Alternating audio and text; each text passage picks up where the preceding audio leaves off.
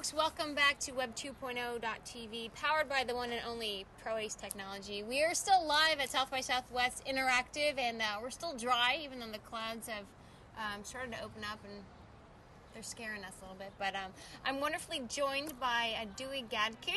Is that right? That's right. Got it. Got the great German name. And you've got an interesting spelling of a company called Mingle. And for those of you that don't know about it, because it was in stealth mode for a while. Been in stealth mode for about 2 years, and now we're out. Now you're out, so we'll have a little party for you. So tell us a little bit about Mingle and what it is. So Mingle is a toolbar for social networkers, and we solve what we call the agenda gap between the users and the sites. Mm-hmm. The sites want you to, the social sites want you to come back as often as possible. They want you to stay as long as possible, and they want you to put as much content up there for the web to see, because that increases their eyeball traction. We're thinking the users have different agenda. They like to get their work done, stay other places, but still keep up with their friends, still be able to message their friends, not have to remember a bunch of name and passwords, be able to type their status one place and have it updated on all the sites at once. Uh-huh. So all those problems across sites and between sites, we solve for them. So this is actually, this is a plugin then. This is a toolbar that anyone can get. That's right.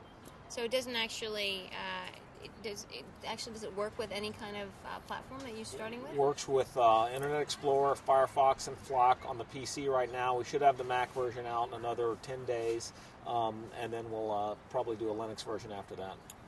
Huh.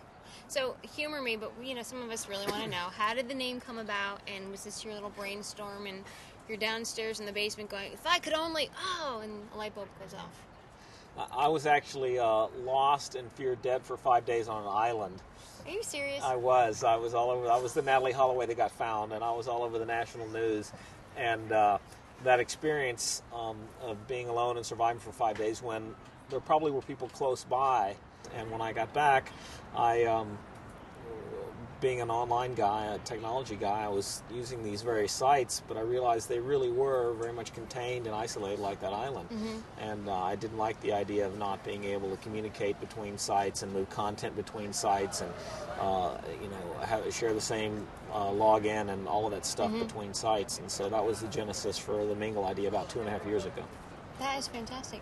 Well, it makes sense because it's almost like making those social networking sites more user-friendly, because so many of us, time is of the essence, and we seem to have so much going on, and we would be a little more interactive on those sites if we had the time or made the time to go to each one individually and keep up with folks and right. do the chit-chat. But when there's a toolbar that's saying, is it messaging you like, hey, somebody signed on, or there's a new event coming on, so it actually is coming to the person, then they can react and actually want to make the time because they know there is activity going on. Yeah, you can be over on Google or CNN or anywhere, and Mingle will, in the background, go and check your news feeds, your emails, your friend requests, and bring it to you in a summarized form. Mm-hmm. So if you have the time, you're ready to go to the site, you can, but you don't have to constantly be going back and checking. And then we do the same thing with privacy and status. You can enter your status one place and hit return, and it will post it to all the sites at once without you going there manually. Oh, so whatever template is followed by each site when it comes to privacy or whatever feeds that you have going through, it honors each of them individually and then pulls it in respectively? Certainly on the seeing data side, the review of data side, we pull all the content feeds you're allowed to see from those sites mm-hmm. based on your friends list. And when we update your status on those sites, we use the native status mechanism of the sites, yes. Huh. So when are you launching this? How are you going to launch it as well? We are now publicly available. We've got some interesting buzz things that we'll be announcing shortly involving the ongoing political race and things like that. Uh-huh. Mingle has the ability to serve content kind of across the web, and we'll be releasing some Facebook and open social applications to let end users create content to be displayed other places. Oh, fantastic. So do you have a small team that's actually come to bring this together? And that said, did you bring the team to South by to kind of get your the tentacles out there to pull in some new ideas of what's going on in new media? Yeah, our team's about 10 full-time people mm-hmm. and about 6 more contractors. About 5 of us are here at South by Southwest. Wow. And what has been the buzz for you walking around? Because this is nonstop panels, speakers, constant interaction with your peers. So is there anything that's really stood out and you said put that on the next to-do list? We've got a lot of really interesting feature ideas. There's and there's a lot of interest in some of the things that are political, the political utilizations of our technology are going to allow. There seems to be a lot of interest in the ways we can support that whole process. So, I don't know if I should ask this, but I'm gonna. Have you had any, backlash from the folks of the companies that you're pulling this information from? Or is Facebook right behind you and MySpace is okay with it? I'm not sure how much we're on their radar. But, the changes in the social landscape and the technical landscape that Mingle represents are pretty inevitable.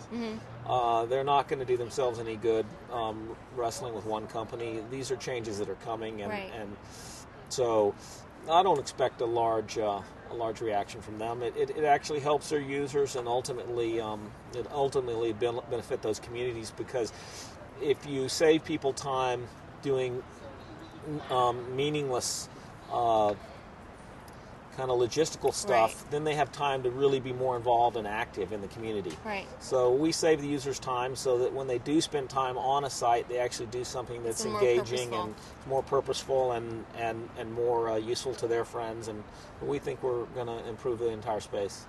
Well, that's fantastic. It really does. Well, I look forward to kind of jumping on, because I know I have the worst memory in the world when it comes to letters and numbers and what order they went in, and I write them down. So if anyone ever breaks into my house, it's going to be right there, and they'll figure out everything about Kimberly, all of her information, because so many of us it's not time, it's the tediousness of some of these things that we just don't want to make the time for. Well, so Mingle, you're actually kind of nipping some of those things right in the bud. Yeah, Mingle, that's another thing it does. It'll remember your names and passwords and log onto the sites automatically for you, so we'll solve that problem for you. Well, I look forward to playing around with that, and I hope that the folks at South by Southwest hear all about it. And congratulations. Thank you. Good luck on the launch. Thank you. And enjoy the rest of South by. And I think we stayed dry during that whole thing. Again, we are live at South by Southwest Interactive, and we'll see you soon.